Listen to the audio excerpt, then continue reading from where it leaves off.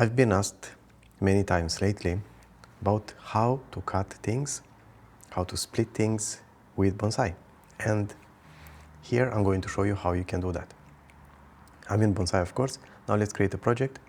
I'll choose IFC 4x3 in this case, and let's create a new project. Completely empty. Okay, let's do a slab, right? We don't have anything, so I'll create a quick IFC slab type. And now I will add this slab type, or just this slab, right? This is our slab, very weird slab, but yeah, it is what it is.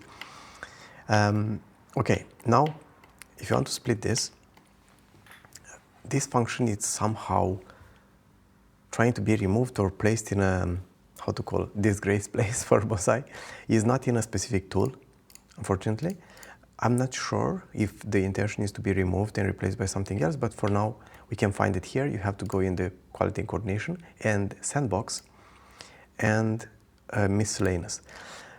I think, I don't know, maybe at some point it used to be in the menu somewhere, but now it has been moved here. I don't know, maybe they will be added to some place at some point, but yeah, I'm not sure. Okay, so here in the miscellaneous, we have something. There are two things: split along edge and bisect at faces. There are these two things. And if you want to read the instructions, we can hover on this and we see split selected objects by the face of the cutter object. Active object is considered to be a cutting object, and that means that the last object that you select when you do a multiple selection, the last object. Yeah, it can be a plane not connected to IFC. Yeah, that's what I usually do. I use a plane.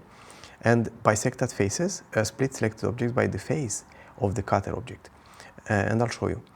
It's going to be the same thing. So this is our slab. Now I will model a quick plane. Let's say I want to cut this based how I want to cut it, right? So I will go here and I will press on Shift A. You can see here the keys that I'm using. Shift A, and I will add a mesh and a plane. This is my plane. I will scale it up in the Y direction, let's say, only. Then I will rotate it around the Y axis for 90 degrees. And we see that now it's cutting nice. This, I will just move it a bit more along the Y axis, so we are sure that we are cutting the whole slab, right? There is no doubt about this now. If we look, we see that the whole slab is cutted. Okay, now I will select the slab first. This is extremely important. And then you press Shift and the plane. We see that both are selected, and this one, I'm not sure, it's not so big difference in the color, but yeah, I think this looks like active and this one is more like less green, right? You see that the plane looks greener. And now if I press on this, we get a message, splitting finished, one new object created. And if I unselect everything, if I hide this, we see that I got two slabs. And that's exactly how you can do with everything, with any kind of object. This works for everything, right? So if you don't know how to add this plane, you can do it here. Just go here in this menu, add and mesh and plane, right? That's how you do it. Then let's see the other approach, okay? I told you, in this case, I use the plane. I will hide it now. And now let's rotate this around the Y-axis, 90 degrees, right? Yeah, it's okay. Let's move it. Let's move it somewhere here on the X. And now let's move it even more on the Z-axis. Now we see that we cut, but not everything. So let's do one thing. Let's actually rotate it on the Z, 90 degrees. What? R, Z-axis, 90. Doesn't work. Okay, let's scale it on the Y. No. You know what? I'll do something even simpler, I will just model a wall, okay? So let's create a quick wall and let's just draw it or model it here. Then let's just move it a bit like this, and we see that we have a wall that is crossing the slab. And now I will select again the slab first and then the wall. We see the wall is the active one, and I will press bisect at faces. And we got a message, and we see splitting finished, 7 new objects created. I think there is a bug in this feature, but at the same time it works nonetheless. So we get the result we want, but we get some more things. So let me hide the wall. We see that what's happening here. We get a full wall. If I press isolate, you see we get a new, slab. So I will just hide this or delete it. And then we got the 2 parts of the slab, of the new slabs that were created. So we got it, and we also get this. So what happened here, this slab has been cut at each edge of the wall, on both sides, right? And we got 3 parts, not only the 2, but also these smaller ones. And I think something else happening here is that, if I hide this, we get also some faces. That's why it says that we got 7 objects. For some reason, I don't know why, I don't know if this is a bug or not, but this is how it works, right? So in case you want to modify this, that's how you do it. Now, let me show you something even smarter. Unfortunately, this works only for walls, but yeah. So that's how you use split along edge and bisect at the edges, right? Now, let's create again the same, and let me create another wall. The wall seems to have been advanced a bit more. I think more people have used it, and it got more features. If we go here at the top, we have to be in the wall tool, and we have to select the wall.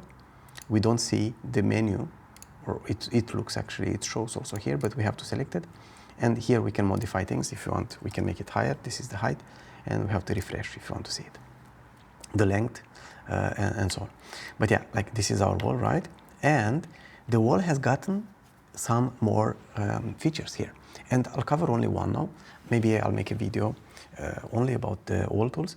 But yeah, it looks like the wall has most tools so far.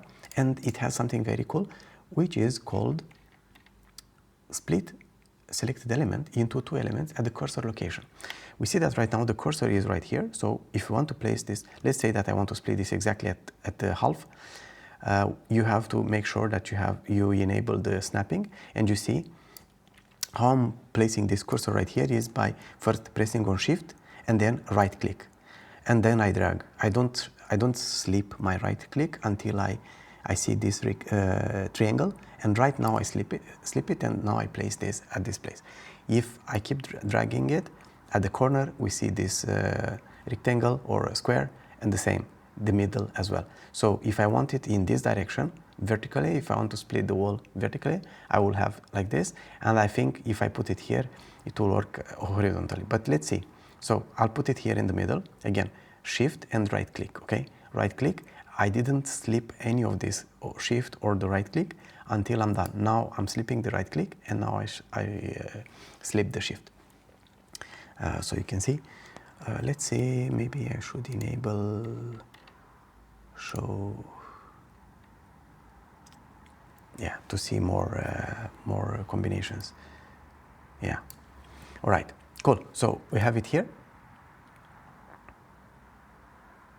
And now I will just press on this button. Very elegant, you see? Immediately split the wall. So I really like this. It's an amazing feature, and it should be as easy as possible for the other objects as well. I just created a feature request on GitHub asking if it's possible to get this feature for other objects, because it's much easier, much more straightforward than the split at edge with that plane and so on. It's much quicker to do it with the click with the cursor location. So this would be amazing to have it for slabs, but I think for everything. It should work for everything, to be honest. So let's move this also horizontally, and let's see if this works also like this. No, it didn't work. So it means that for walls, it's applying it only like on the horizontally. Yeah, because that's what a wall is, how is defined the wall. It's an horizontal extrusion, I guess. So that's why it's working only vertically. So if you want to cut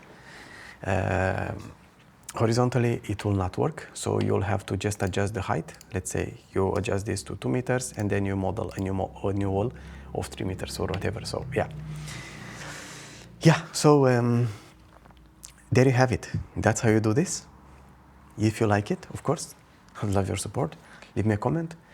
Tell me a situation when you could have used this. And of course, if you don't know already, check out my BIMvoice Academy at BIMvoice.com, because this is the place where we are learning how to work practically with IFC, how to learn how to use Bonsai as well, IDS and everything else around openBIM.